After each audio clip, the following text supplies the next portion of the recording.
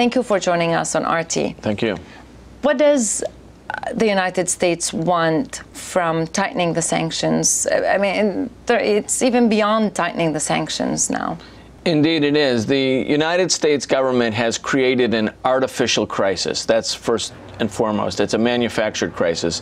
Iran is complying with the IAEA. Iran does not have a nuclear weapon. Iran is not threatening its neighbors. Iran has not started a war with any of its neighbors. Israel, on the other hand, has hundreds of nuclear weapons, and unlike Iran, refuses to sign the Nuclear Non-Proliferation Treaty, does not allow IAEA inspectors into its country. So there's not really a nuclear menace or a nuclear danger from Iran. So what is the cause? What's the cause of the crisis, of the artificial crisis? The real goal is the United States government has embarked on a course of extreme economic aggression against Iran with the hope that by creating economic suffering, economic isolation, economic misery, that part of the population will rise up or become disenfranchised with the government so that the U.S. can do, as it has in history, carry out regime change. They denied that. The U.S. denied that it's trying to carry out a regime change in Iran. Right. I mean, we have to take that with a very, very big grain of salt, because we know that since 1979, the United States refuses to have relations with the Islamic Republic of Iran. Why? Is it because Iran is a dictatorship? Well, it's actually a democratic government. It has democratic features far beyond some of America's foremost allies in the Middle East, such as Saudi Arabia, for instance. Since 1979, Iran became an independent government. Before that, between 1953 and 1979, when the Shah was there, the Shah acted basically as a proxy or a puppet or a client of the American power. And so the U.S. says they're not carrying out regime change, but in fact, everyone who's watching knows that indeed is the U.S. policy, to create pressure on Iran, carry out covert operations, economic sanctions, and now these new sanctions are not really even like the old sanctions. They are saying to the rest of the world, if you dare do business with Iran's central bank, if you buy Iranian oil, which constitutes half of Iran's GNP, if you have any business with Iran whatsoever, you will not have access to American banks, to American corporations, to the American market. This is, in fact, a blockade, something like an economic blockade of Iran. And by international law, an economic blockade is an act of war. And so we should understand it just like that. So what do you think Iran's response is going to be? Well, Iran so far has been very prudent. Even though they said that they would consider closing the Strait of Hormuz, that 6-mile stretch of the Persian-Arabian Gulf, where 25% of the world's oil supply goes through. And even though much was made of that in the Western media, in fact, Iran has not done anything to give the U.S. a pretext, an excuse, a provocation, so to speak, that would allow the United States or Israel to trigger a set of military actions. Iran, I think, is also telling its people that we are not panicked. We, the Iranian government, are not panicked, that they're trying to show that they have a serenity and a calmness and a confidence, and that they will weather the storm. But in fact, economic sanctions are taking a bite on the Iranian economy right now. There is a lot to say about this Israeli-U.S. possible attack, especially Israeli possible attack. Wall Street Journal says that the U.S. is planning a plan B should Israel attack. I think the Israelis try to pretend that Iran constitutes an existential threat to Israel. I don't think that that, in fact, is the case, even though Iran's military has the capability to do great damage to Israel in the event of a war, even though Israel is a nuclear power. I think that the Israeli government has a pattern and a practice of invasion and bombing of its neighbors in the Middle East. It carried out the bombing of Iraq's nuclear facility in 1981, even though that was permitted by international law and subject to IAEA inspections. In other words, a nuclear program for civilian energy purposes. Israel came and bombed it. They did the same to Syria in the last few years, and they would like to carry out military strikes against the Iranian government. The Americans don't want that right now, even though they they're happy to have Iran in a state of tension. They don't really want Israel to become the main protagonist with the Iranian government by carrying out an unprovoked military strike. I mean, I'm talking about the main sectors in the American establishment, because that would then present the crisis, that struggle between the Islamic Republic of Iran on one side and the Israeli Zionist regime on the other. And in that case, Iran will be able to mobilize mass support throughout the Middle East for it. The United States has a different tack. They want to keep Israel sort of in the background, looming, endangering, threatening Iran in one way, keeping Iran in a state of tension, perhaps militarily, but have the economic sanctions do the bulk of the work by carrying out economic and financial isolation against the Iranian government. They think in the long term that's the easier way, the better way, the more effective way to carry out regime change. The U.S. is puzzled over Israel's intentions. So what if Israel does decide to strike Iran? And this is, a U.S. official says it's hard to know what's a bluster and what's not with the Israelis.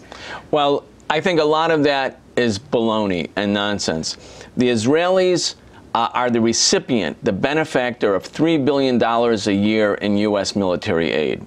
If they do something that's completely contrary to what Washington wants, they will be on the very short end of the stick. The Israelis are not dominating and dictating U.S. policy in this geostrategically important. They are not. They have a big influence in Washington. They have a strong lobby. But when it comes to Iran, or when it comes to Iraq, the Israelis do not tell the United States what to do. It's vice versa. If Israel strikes now, if the conflict is presented that way between the Islamic Republic and Israel, the people of the Middle East will rally to the side of Iran. The assassination of the Iranian scientist, which Rick Santorum called half a measure, or John Bolton of the former U.S. ambassador to the United Nations, the sanctions, the tightening of the sanctions, the coalition that the U.S. is trying to build against Iran. What is Iran going to do to face all of this pressure? Well, Iran has certain allies too. Iran has Russia, and it has China. Increasingly, it has Venezuela and Cuba. In other words, those governments in the world, in addition, of course, to Syria, which has its own problems right now, but the countries in the world that don't want the entire world to be dominated by one power, the United States of America, they recognize that the existence of Iran as an independent government is something that is positive, meaning that if the United States were to be successful in carrying out regime change in Iran, they would be emboldened to carry out further destabilizing efforts against other powers, including Russia and China, by the way, even though they're great powers. So I think that Iran has allies, and I think Iran is trying to show that they can weather the storm, and also that they can rally their population. In spite of the fact the divisions that were revealed in 2009 after the elections, the presidential elections, the Iranian people as a whole don't believe they should be sanctioned. The Iranian people believe that they have, as they do, the right to develop nuclear power for peaceful civilian purposes. And I think right now the Iranian government is trying to weather the storm. They're also making it clear that they do. What options do they have?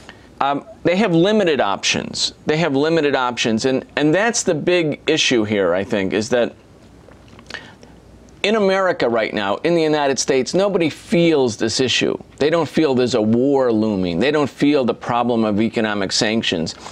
It's the Iranians who are feeling it. It's the tension, the pressure, the economic problems are all one-sided. This is like a great power, the 700-pound gorilla who decides to sit wherever it wants to sit, and it can create immense tension and pressure and economic suffering somewhere else without having to endure any political price. So that's the big problem. And as a peace activist and as someone who believes in human rights, and I think we'll see this more and more in the United States, we are starting to concentrate our efforts to expose the fact that the United States government is carrying out through a different set of tactics the same thing that they did in Iraq. They carried out regime change in Iraq, not to make Iraq more democratic, more human rights oriented, but to dominate Iraq. And I think they want to do that in Iran, and we need to have people outside of Iran stand up and say Iran should not be alone on this. Does the presidential elections have any say in what's going on, in what's going to happen with Iran in terms of Washington, Tehran? I think the presidential elections in the United States definitely play a role in U.S. policy towards Iran. That, by the way, has been the case ever since the Iranian Revolution. Iran has factored into American politics. In this case, the Republican candidates are sort of baiting Obama and suggesting that if Obama is reelected, we will have a nuclear-armed Iran someday soon. Will Obama do something just to counter their statements because it's an election year? I don't think so. I think that it's not out of the question that Obama could opportunistically up the ante or even escalate tensions or even allow some sort of limited military attack against Iran in order to show how tough he is and why he's not a liberal or something like that. But I don't think so. This is a very big project for the Pentagon, for the CIA, for the U.S. establishment. I think it goes beyond electoral politics. And I think the Obama administration and the Pentagon are having a carefully calibrated approach that won't, again, with regime change, the Republicans and Democrats share the same objective. One is more demagogically militant against Iran. They both share the same objective, which is to bring Iran back into an American sphere of influence.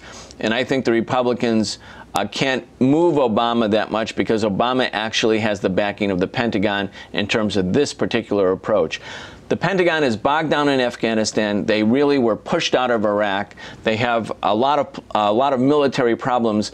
A major full-scale war right now, which could happen even if they don't intend it, by people climb the escalation ladder.